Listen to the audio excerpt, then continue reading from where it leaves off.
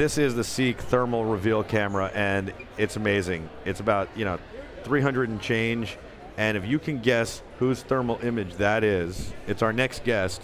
Then guess what?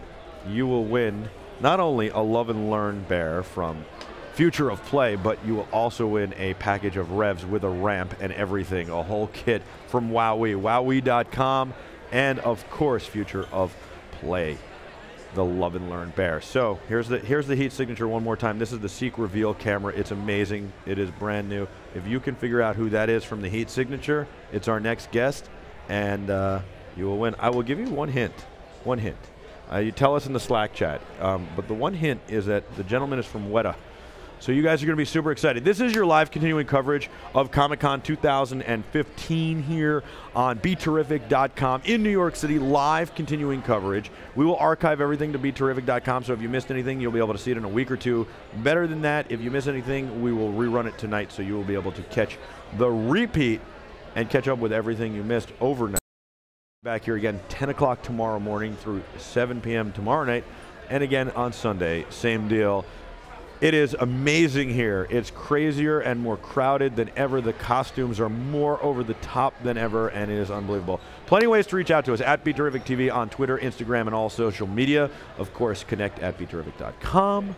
And you can also join our Slack chat, BeTerrific.com/Slack. Join us and the rest of the Terrifics. 24 hours a day. When we're on air, we'll read your questions and comments on air. These are amazing. They're Monsters 24K headphones, and I'm using them as my monitors on set. They were sent by Noel, the founder of Monster, and thank you, Noel. They're unbelievable. You got to check out monsterproducts.com. Of course, don't forget to go check out blackrapid.com. They make the best camera straps in the entire world. They free you to actually live in the moment, be able to take your camera on your strap, shoot up here, drop it down, and wear it like a messenger bag, and just go about your life. No more next train, blackrapid.com. They're amazing. We'll give some out later, and I promise we'll show you exactly what they do. They're amazing. All right, I got to get to our next guest because you are so amazing. You're a really, really great guy. You are so talented. You have such a wonderful career. You design props. You design all sorts of stuff, but you're also a writer for Weta. Daniel Falconer, thank you so much for joining us here. Thank you very much, man. On BeTerrific. Welcome to the set. Thank you. Thank you. It's great to be here. It's great to have you. So you guys are in New Zealand. Yes. You work, I imagine you work closely with Sir Richard Taylor. He's an amazing guy. He was on the set last year. Yeah, Richard Taylor's a really good friend and an amazing boss. He leads by example. I mean, Weta is a company that basically was founded out of his desire to just make cool stuff. And he built a team around himself of other like-minded people. That's now grown to, goodness, it must be a couple of hundred people at Weta now. At Weta Workshop, our sister company, Weta Digital, has a few thousand people working at it.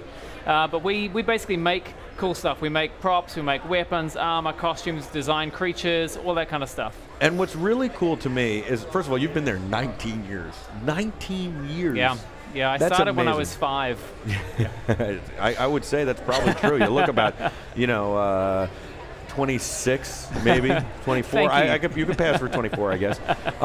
But the thing is, that's amazing. You must have been one of the first employees, maybe not the first. Obviously, it's about 30 years old, right? Yeah, there was. I'm 40. There were about 12 people there when I started, maybe 20. But yeah, I've seen a lot of change over the years, a lot of growth. What I think is amazing is that you're not just a company that makes this for the movies, that makes this for television, that makes this for just props. You actually make this stuff for the fans, and I love that you're here this year. Your booth, you have all these knights there. I feel like it'd be cool to have one of those knight suits, but you also are gluing ears on people and doing stuff, and you're really you really engage the fans. You get it.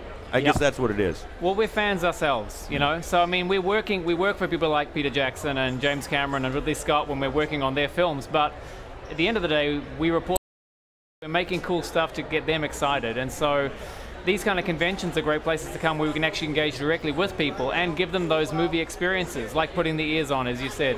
What inspired you as a kid? What did you find like the most fascinating, or what was just amazing to you? I was part of the Star Wars generation, which, I mean, how many Star Wars generations do we have now? Probably 3 by now. But the original, you were part of the original. I was there. You're at the old beginning. enough to say that. Yeah, man. I think that blew my small mind, and I knew at that point that I wanted to be involved in creating imaginary worlds and telling cool stories through through fantasy, through science fiction. And I mean, you know, living in New Zealand, we're a country of 4 million people at the bottom of the world. I always figured I'd have to go somewhere like the States to get a living, you know, doing that sort of stuff. But to my astonishment, I found this place Weta, I found Richard Taylor, and realized I could actually do it in New Zealand. And how did you hook up with them? What's that? How did you hook up with them? I was doing an art degree.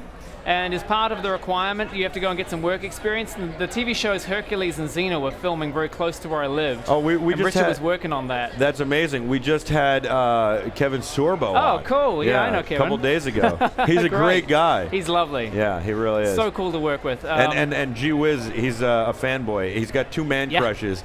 Kevin Sorbo and Vin Diesel. So it's possible he could meet two within like a month. Awesome. Both of those guys, yeah. So you got there and you were just like blown away and you felt fallen in love. You've never left. Yeah. So it was cool. And as I say, Richard offered me a job through that, and I've been there ever since, 19 years now. Started out as a designer, straight out of art school, really raw. And the first big project to kind of land in our laps was The Lord of the Rings. And I'm like a huge Tolkien nerd from way back, so that was like my dream come true. So I felt incredibly fortunate. You also have to feel like great responsibility with that too, though. Sure. Again, mentioning responsibility to the fans, I read the books and then obviously worked on the films, but a lot of people are going to read the books after they've seen the films. So to me, as someone who wants to give them the best possible experience, obviously seeing the film and then reading the books, there's a lot of responsibility in making sure that we get the visuals right, and you know that we do honor to the source material. So while we were reporting to Peter Jackson and he was our boss, at the same time I kind of feel like we were reporting to the fans as well, reporting to the Tolkien fans, and to do it with integrity. Yeah, you always are reporting to the fans ultimately. Definitely. Right? And so what about you know, like George Lucas, is there a project that would come along, or is there a guy, maybe it's not George Lucas, I think it probably is for you because of Star Wars, but is there some director or executive producer you want to work with that would be amazing that you haven't? And man, I would love to have worked on Star Wars, and you know, hey, maybe we can someday. I mean, Gareth Edwards is doing Rogue One, right? The next Star Wars film next year. Sure. And Gareth came and worked with us for a while. I got to meet him. I had this conversation, one Star Wars nerd to another, with him, having no idea at the time, and nor did he, that he was going to go off and make a Star Wars film. So it might happen. Cool. That would be amazing. I think they've got their crew. You know, I can always but wish, but they might come to you for certain things. Oh, who knows? They're making one every year, so maybe we'll get that lucky. That would be amazing. If not, I'm happy to just go see him as a fan. Favorite all-time Star Wars character? It's a good one, huh? Jabba the Hutt. He's a puppet for a start. You know, he's a giant monster. I love that kind of stuff. You guys do a lot of puppetry. And talking to you know, Sir Richard Taylor last year, he basically said that a lot of the stuff is animatronic these days, but a lot of it is not. It's people getting into costumes or operating puppets. Yeah, which is great to see. I mean, you know, for a while there, it's like CG was everything, but there's still a need, and there's still an appetite for like physical creatures and animatronics and that kind of stuff. I think it's better. It's more realistic. It's cool. I mean, one of the most fun to design was when I worked on Lord of the Rings. I helped design Treebeard, who's a big walking, talking tree. Wow. And we built him as a giant 14-foot-tall animatronic puppet.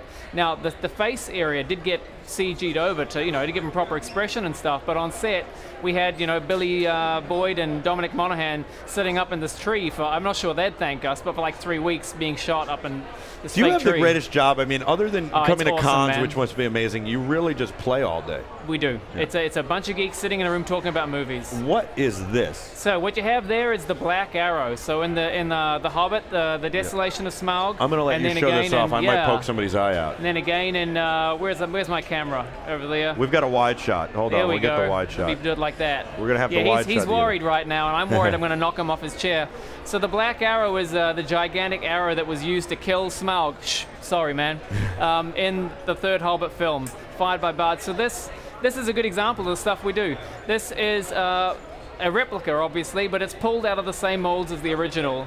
And so while we made the original for Peter Jackson, we sell this to the public. Nothing, basically. It's the same materials. Right, it just wasn't the actual one used on the film. I mean, we obviously had, like this is plastic, but we had a metal version as well that was nice and hard, but we also had lightweight plastic versions like this. So basically, when a fan comes and buys something like this from us on our website, which I should plug, www.wetaworkshop.co.nz, that's WETA workshop.com.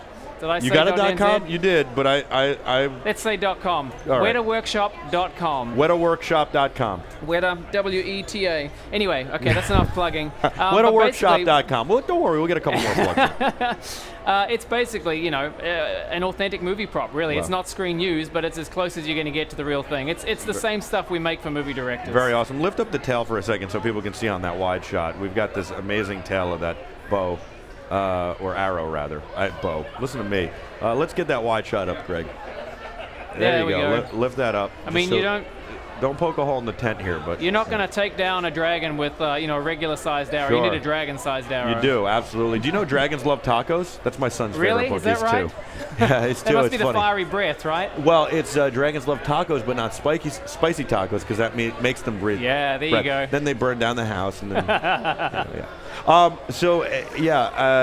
That is amazing, and people Isn't can get that cool? this on the site. Yeah, and that's beautiful. That's a beautiful piece of work. This was made, sculpted by colleagues of mine who helped design the actual dragon in the film. The dragon was designed by John Howe, but there were also contributions from Weta Workshop crew members. And a bunch of those guys then also sculpted this beautiful collectible, which we're showing for the first time at the show. Again, these people can buy. They can pre-order them on our website. That's amazing. That is unbelievable. That's really beautiful. It is a beautiful thing. I'm going to be having a slightly uncomfortable discussion with my wife when I get home about how much we need it. I think you are, because she's going to say, we don't need that enough. Like, stop. And that's why it's perfect for your office. Yeah. You can put it in your office. There you go. Like, that's what I think. Anything that can't come home goes right to the office. My wife styled me today, by the way. How'd she do? Awesome. Yeah, I think so. I had a black sweater on before it was a little hot, so I put on the Tokidoki shirt. But basically, you know, this is the outfit. We've got some books, too. And I know that books, you're... yes.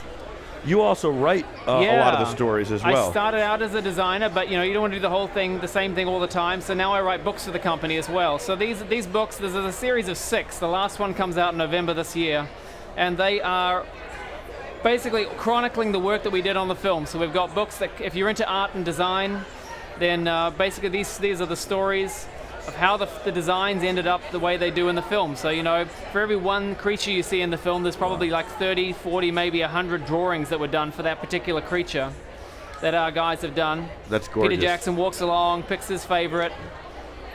Beautiful. And then we also have books that show exactly what it was that we finally ended up making. So this particular book is about costume and props. I basically wrote this for cosplayers. So it's full of lots of gorgeous pictures of the costumes that we made for the films. Wow. So if I wanted to learn how to cosplay and build the stuff, I could do it. You'll be able to see the details in here, how you replicate them, yeah. And now, do you sell some of these costumes as well? So that we don't sell the costumes. Because it's too much work, right? Because they're all hand? We sell some costume elements. Yeah. We have like Gandalf's hat and Bofa's hat, stuff like that. But it's all hand done, so it'd be too hard to really replicate on a mass scale. Yes. Yeah. That's gorgeous. Wow. The next best thing is having the book. Yes, it is. What's your favorite project you've ever worked on? Oh, man, it would be Lord of the Rings. Just because that was the first one, and to me, it matters the most as a fan. Yeah, it's like your baby, too. Yeah. But it really does. It also helps set the whole kind of industry on fire. It really did. I mean, for us in New Zealand, for sure, yeah. But put us on the map. But also, like, the way I think about it is, it goes in peaks and valleys, right? Yeah. And so I think it was in a valley, and then Lord of the Rings kind of, you know, boom. I mean, Harry Potter kind of started it, right? Yeah. And then Lord of the Rings just kind of, you know, what are the thrusters on the shuttle? They just put the thrusters on. And well, there hadn't been much fantasy in cinema for a while. It was like fantasy was this thing that nobody really wanted to touch. Yeah, there'd been lots of great sci-fi, but not a lot of fantasy. Because you worked on Avatar, too, and with James Cameron is amazing. Fun. But, I mean, I don't think without Lord of the Rings, there's no Avatar without... You know, yeah, maybe. That's right. That was a lot of fun, too. There was no fantasy for a while. I beg your pardon? There was no fantasy for a while, as you're saying. Yeah. So, what was it working on Avatar like? Especially, that was cool. Was it hard because of the 3D? Well, the 3D didn't affect me personally because it was more just the design. James already had his creatures and his Na'vi design, but he came to Weta for the hardware, the tech that the soldiers would wear, for the costumes and the culture that the Na'vi would have and that kind of stuff. So basically it was a case of putting ourselves in the mindsets of those people, be they the grunts or the native people, and imagining what did they use every day, you know, what do they skin their hides with, what do they eat, how do they hunt, that kind of stuff. Really good fun. Very, very cool. Daniel, thank you so much for giving us your time. I really appreciate it. You and Weta Workshop are welcome anytime on BeTerrific, even if it's via Skype.